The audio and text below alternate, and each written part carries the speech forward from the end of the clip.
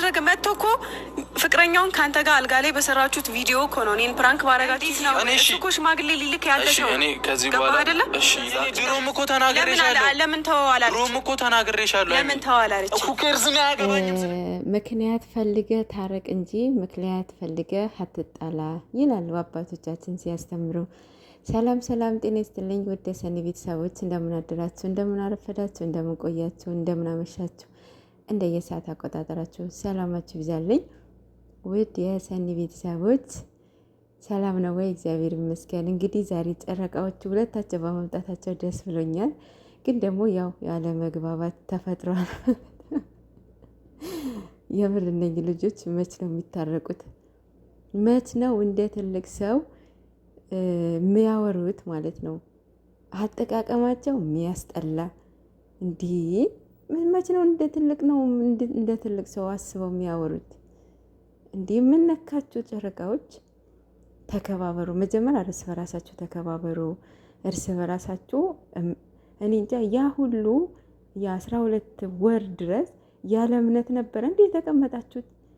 እንዲህ አንተ 100% አምናት አለው እያልክ እሷም በጣም ነው ማምነት ምክንያቱም ቀርቤ ስለማቅህ እያለች ያን ነገር ውሸት ነበር እንዴ? ተው ግን ተው፣ ኧረ ተው ይበቃችኋል። ማርያምን በጣም ነው የሚያስጠላባችሁ። በጣም እናንተ እንደዚህ ስትሆኑ አይተናችሁም ማናቅ። እናንተ ለሰው ሪስፔክት አይደለም ለእናንተ ማለት ነው፣ ለሰው ራሱ ሪስፔክት እንዴት እንደምታደርጉ ነው የምናውቃችሁ። አሁን እርስ በራሳችሁ ሪስፔክት እየተደረጋችሁ አይደለም፣ የምር እየተከባበራችሁ አይደለም። እንደ ታናሽና እንደ ታላቅ ኧረ እንደዛ ማይወራ አይነጋገሩም። እንደ ታናሽ እንደ ታላቅ የምር ደስ ስትሉ ኧረ ይመቻችሁ። ሲጣሉ ምንም እንትን አይሉ ማለት ነው።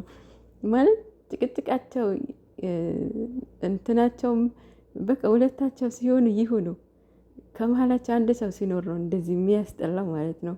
ሁለታቸው ከሆነ ቀጥሉበት። እሺ ቀልዱ ይቅርና ማለት ነው ወደ እውነቱ ስገባላችሁ፣ ዛሬ እውነቱ ለመናገር ብሩኬ መምጣት አልነበረበትም። ማለት ሰርቶ መግባት አልነበረበትም። ምክንያቱም ትላንትና ሀይሜ ዳኒ ቤት የተገኘችበትን የሄደችበትን ነበረበት በማ ሀይሜ ሰርታ መግቢያ ሰርታ እስከዛ ድረስ መታገስ ነበረበት። ግን ደግሞ መታገስ አልቻለም። ለምን ይመስላችኋል? የእውነት እናንተ እኮ በምትረዱት እኮ በሌላ አንግል ነው። የእውነት በጣም ስለሚወዳት ስለሚያስቀናት እኮ ነው ብያቸዋለሁ እኮ ትላንትና። ብሩኬ ጨርቁን ጥሎ ይሄዳል ብያቸው እና አንደኛ ካሜራ የለም፣ ሁለተኛ እሱ ቤት ነው አይደል የተገኘችው። ወጥመዱ የማን ነው? እሱ አሁን ሶሲ ጥሩ ሙድ አይደለችም እኔ ምናምን እያለ ነው። መጀመሪያ የራሳችሁን አስተካክሉ፣ ታረቁ ከልባችሁ ማለት ነው። የምር ነገ ምን እንደምንሆን አናውቅም እና ከልባችሁ ይቅር ተባባሉ። እሷም ሀይሜንም ታገሳት። ያው ለአንተ ብዬ ነው ሄድኩኝ ብላለች። ብቻ ያው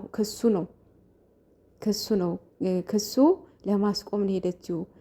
የሄደችበትን ምክንያት በራሷ አንደበት እስክንሰማ ድረስ በትዕግስት እንጠብቅ ማለት ነው። እና ቦቦም አንተ መታገስ አለብህ፣ መናደድ የለባችሁም። እንደዚህ ሁለታችሁም ሆድ ስትሆኑ ምንም ይበርድ ነገር የለም። አንዱ መብረት አለበት። አሁን ትቶን ሄደው ጥሩ ነው።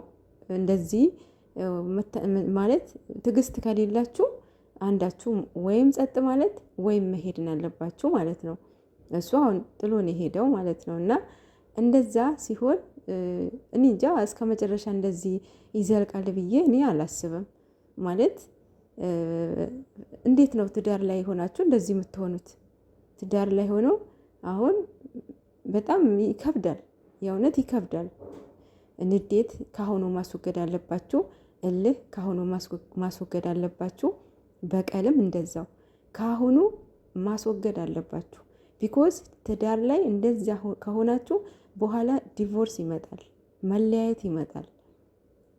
ሰው ጨረቃዎች ስሙ፣ የሰው የሚነግራችሁ ስሙ፣ አዳምጣችሁ ተግብሩት ማለት ነው። በንዴት ምንም ማምጣት ስለማይቻል ማለት ነው። የምር አንዳንዴ ማለት ቆም ብላችሁ የምታደርጉትን ነገር ቆም ብላችሁ ካላሰባችሁ ዞሮ መግቢያችሁ ገደል ነው የሚሆነው ማለት ነው። ሶ አሁን ጨረቃዎች አንደኛ ልጅነት አለ፣ ሁለተኛ ሁለቱም ቫይር ኤጅ ላይ ናቸው። ማንንም አይሰሙም፣ ማንንም ማለት ነው።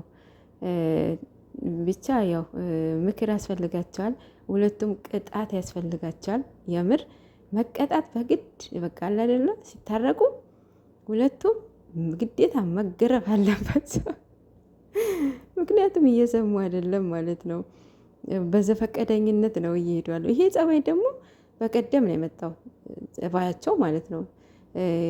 ጸባይ ባህሪ በነገራችን ላይ እግዚአብሔር የሚሰጣቸው ባህሪ ነው። ጸባይ ግን በራሳችን ፍቃድ የምንቀያይረው ነገር ነው ማለት ነው። ሶ ይህንን ጸባያቸው አዲስ አበባ ከሄዱ በኋላ ነው ይህንን ጸባይ እያመጡት። በፊት ሲከባበሩ ራሳቸው ሪስፔክት ሲሰጣጡ ምናምን ነበር የምናውቃቸው።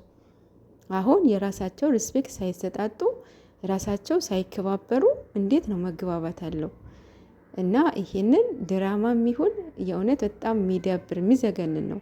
በዛኛው ወገን የጠበቀውን እያፈረሳችሁ ነው፣ በዛኛው ደግሞ ትዳርን እየፈረሰ ነው። ሶ ዳኒ ተብዬው እባክህ ውጣላቸው ከህይወታቸው። የምር አይደብርም እንዴ አንተ ኩርንችት ሆንክ ወይ? መተወን አልቻልክ፣ ትወና ላይ ዜሮ ነህ። ሀይሚ ነች አሁን እያገዘችልህ ያለች እኮ ሀይሚ ናት። እሱ ከሀይሚ ውጭ ምንም አታወራም። ድክመቴ ነሽ ለአንቺ ብዬ ራስ ከዚህ ውጭ ምንም አታወራም። እሷ ነች ተጎድተዋል ማድሬሽ እንትኑ ደግሞ ማለት ነው። ፕላስተሩ ትላንትና በቀኝ ጎኑ ነበረ። ከትላንትና ወዳ ኢንስታግራም ላይ ቪዲዮ ሰርቷል። በግራ ቆኙ ነው። አቤትኛ ነው የምትጫወቱብን። ተጫወታችሁብን እኮ ጤባ ጥቤ ማለት ነው።